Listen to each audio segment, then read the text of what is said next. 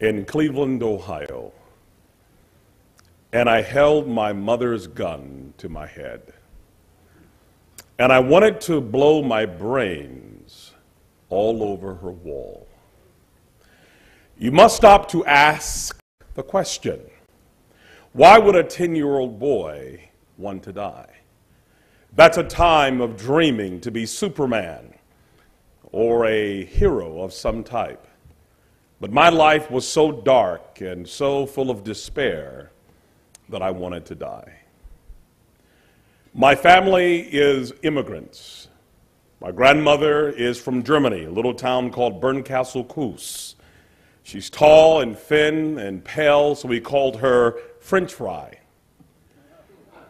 My grandfather is from Cuba, big, burly, dark man, and so we called him Hamburger. Hamburger met French fry and created a happy meal. And they had 7 lovely McNuggets. But in Ohio, during that dispensation of time, it wasn't looked upon well for a black man to be married to a white woman. So they hid that from society in most cases. My grandfather had a flaw. He liked to drink overproof Cuban rum from the old country, and every now and again he would boldly take his wife out, and this one particular day another man that was also inebriated saw my grandfather with this white woman, and he asked my grandmother the question, and he said, "Why would you be a nigger lover?" And my grandfather, who worked in the sugarcane fields, was full of rage and rum, and took his right hand the size of my thigh and hit the man in the jaw and broke his neck. He was convicted and sent to the worst prison in Ohio, Mansfield Reformatory, where he was locked in his cell 23 hours a day. My grandmother, being a German and having tremendous work ethic and pride, began to work cleaning people's houses because when they discovered she was married to this black convict, it hit the newspaper and she lost her job. But she had tremendous value and she worked cleaning people's homes, but then she would have fainting spells and blackout spells. They discovered she had cancer behind her right eye that was metastasizing to her brain. And the doctors told her, "Eleanor, we must take out your eye and a third of your face, and you will never be able to function normally in society again." My friends, we ask, what do you do when the American dream becomes a nightmare? My grandmother was disabled, she could no longer work, and my family lost everything, lost the home that they had purchased, and the car, and their clothing and furniture, and began to live from place to place when the rent became due. Out of these 7 children, my mother was the oldest. At this time, she was 14 years of age. She had 3 brothers. They belonged to a gang called the Devil's Disciples, where they would use heroin, and they were addicted to drugs as young teenagers. And there was a pimp in the community named Larry who would prey upon young, beautiful women. And my mother, who's mulatto, who was half German and half Cuban, just a beautiful radiance of charm and beauty, was asked by Larry. He asked her, "What is school doing for you?" She's 14 years old. He said, "Your mother's dying, your father's in prison, your 3 brothers are on heroin. What is school doing for you?" He said, "You are sitting on a gold mine." She said, "Where?" He said, "You're sitting on it." It's called being turned out. And at age 14, my beautiful mother became a call girl, selling her young body to grown men for money. And during that time, as she was selling herself to strangers, she got pregnant. We call it having a trick baby. You're turning a trick, as they say in the business, and now you're pregnant. And the pimp said, "There's no way we can make a living here with you being pregnant." So they tried to get rid of the baby. They gave her alcohol to drink. They threw her downstairs. They put a hanger up her body and poked the baby with holes to try to kill it. The baby was not killed, but he was born premature. with no pancreas, ear, nose, and throat not connected properly, lungs underdeveloped, a learning disability, a bladder too small, basically a trick baby that nobody wanted. And that trick baby was me.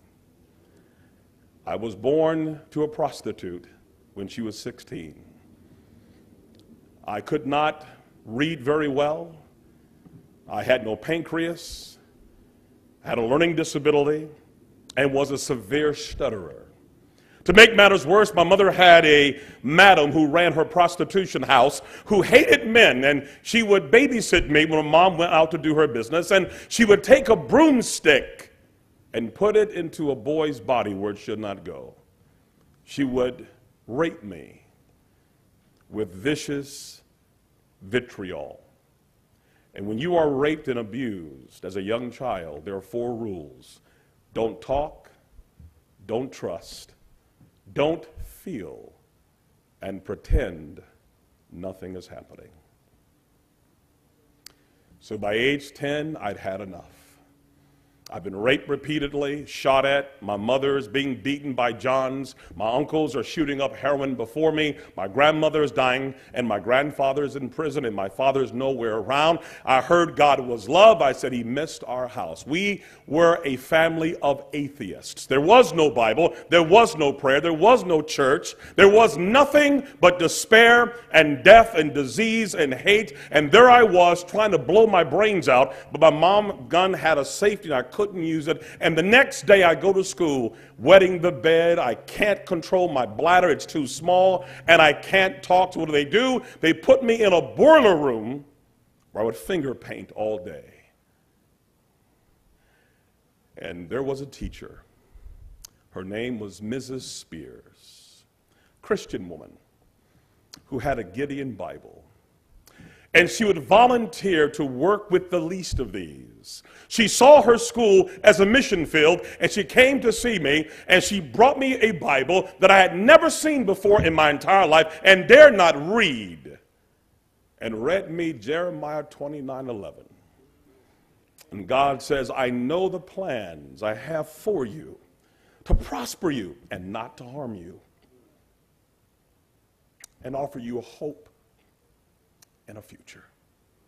She became my speech pathologist and made me read the Bible every day, not knowing that she could get fired, that I didn't know. She risked her job. She risked her security to share the word of God, that someone gave her Gideon Bible, and she gave it to me. And I read it, and had the audacity to believe when it says that I can do all things through Christ who strengthens me. If God be for me, who can be against me? Things that seem impossible with men are possible with God. How can a young man keep his way clean? By taking heed according to thy word. Thy word have I hid in my heart, that I may not sin against thee. She led me to Christ. I went home, and I began to preach the word as a young boy to my parents and family and friends, and began to have meetings on the porch with the same Gideon Bible, and began to share the word with my mother, and became a pastor. And Mrs. Spears was there when I baptized my mother and baptized my grandmother, and one by one the prostitutes became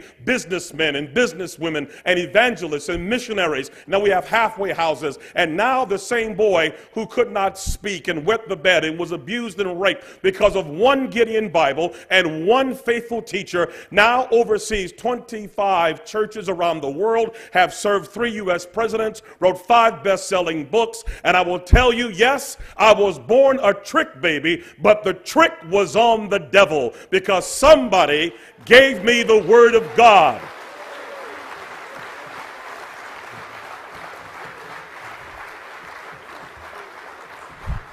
And so now we teach people who are like us. My family is involved in missionary work, and we help other young families that were like ours to understand everything you've gone through in life is a down payment on your destiny. God will turn your pain into power, your wounds into wisdom, your scars into stars, your stumbling blocks into stepping stones, and your failure into fortune, if you simply understand that it's not just a good book, it's not just pedantic nomenclature and academic jargon, it is the living word of God. And when you put it inside of a child and inside of a prostitute, inside of a drug addict, something begins to happen. Jeremiah said it's like fire shut up in my bones. And now the boy that can't talk can't shut up about Jesus Christ and the power of the word of God. Thank you from the bottom of my heart. Thank you for sharing the word of God.